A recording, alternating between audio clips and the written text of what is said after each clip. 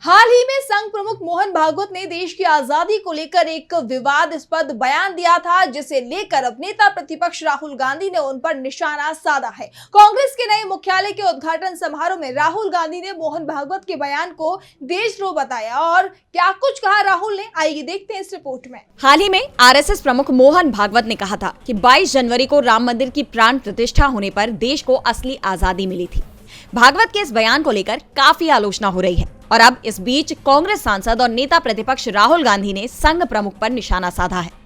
राहुल कांग्रेस के नए मुख्यालय के उद्घाटन समारोह में पहुंचे थे और इस दौरान मोहन भागवत के आजादी वाले बयान पर उन्होंने कहा कि मोहन भागवत ने कल जो कहा है वो देशद्रोह है।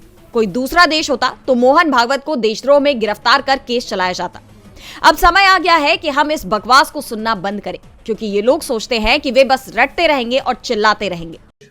Of a centralized understanding, Mohan Bhagwat has the audacity to inform the nation every 2 or 3 days what he thinks about the independence movement, what he thinks about the constitution.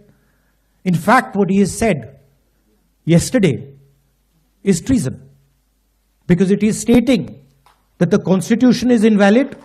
It is stating that everything, the fight against the British was invalid. And he has the audacity to say this publicly. In any other country, he would be arrested and tried. That is the fact, right? To say that India did not get independence in 1947 is an insult to every single Indian person.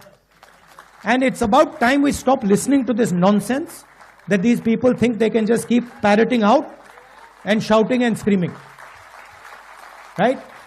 That is the crux of it. The Congress party has worked with the Indian people. It has built the success of this country. And it has built the success of this country on the foundations of the Constitution. इसके आगे राहुल ने यह भी कहा कि मोहन भागवत में इतनी हिम्मत है कि वो हर 2-3 दिन में देश को ये बताते हैं कि वो स्वतंत्रता आंदोलन और संविधान के बारे में क्या सोचते हैं।